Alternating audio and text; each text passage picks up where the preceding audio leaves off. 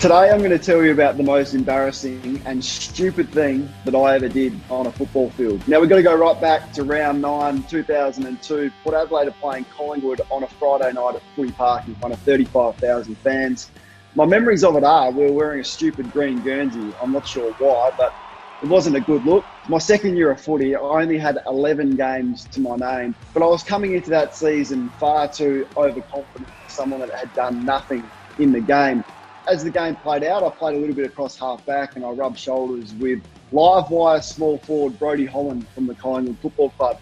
For those that have watched Brodie over the years, it was pretty cheeky, not bad on the lip, and loved a good sledge. I just remember him giving it to me about my surname, what my dad had done, the fact that I was only on a list because of my last name. I was no good. This played out all game, toing and froing. I was getting into him, he was getting into me. It was pretty serious and pretty willing there for a moment. The game was an absolute thriller. It went right down to the wire. And at the end, Anthony Rocker from Collingwood had a shot from around about 50 metres or maybe just outside. Last roll of the dice for the Magpies to take some points from the game. And Anthony Rocker has, it's a line ball decision, missed. Oh! And my first reaction was not to celebrate with my teammates, but it was to run straight over to Brodie Holland, jump in his face, give him the bird, give him a mouthful, and then run off like nothing had happened and join in with my teammates for the celebration. Clearly, Brodie wasn't having much of this. He chased after me. There was a scuffle. Some of his teammates got involved. Some of mine got involved. No one had really known what had happened and what caused this fight until we got into the rooms after the game and someone showed me a replay that the cameras had captured me giving Brodie Holland the finger, and I thought, oh my God, this is not good. This is bad. It was a Friday night game of footy, so the following Saturday and Sunday on all of the footy shows, the vision of me giving the finger to Brodie Holland was replayed. A lot of the commentators were having a crack at me, saying what an ordinary look it was to celebrate like that and not being humble in victory. You can imagine what my veteran and more senior teammates thought of it, how much grief they gave me, how many clippings from the paper and the picture of me giving the finger to Brodie Holland was stuck around the change rooms at the Port Adelaide Football Club.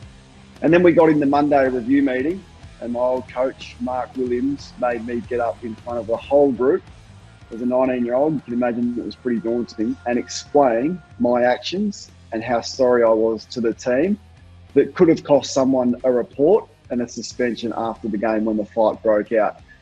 That wasn't the end of it though. About a week later, we know how passionate the Collingwood fans are. I went to my pigeonhole at the club and I found some mail personally addressed to me.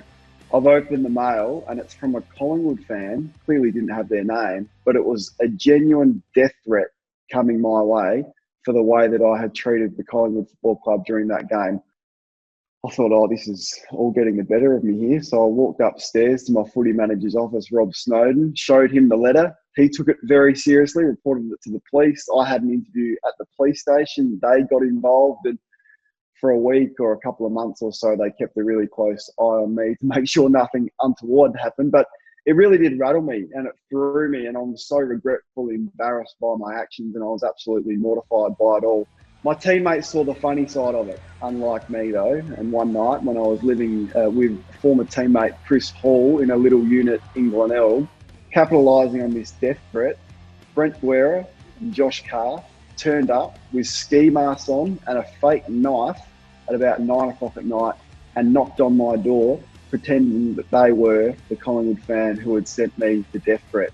I've gone to answer the door, absolutely freaked out when I've seen these two, who I thought were robbers with knives, ran back before they quickly removed their ski masks and had a great laugh. They thought it was hilarious.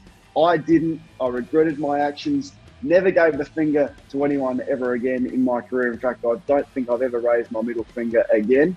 So finally, I want to apologise to Brodie Holland. I want to apologise to the whole of the Collingwood Football Club and their cheer squad, who for about 10 years from that moment, whenever I went near the Collingwood cheer squad, reminded me that they were going to snap off my middle finger and stick it you-know-where.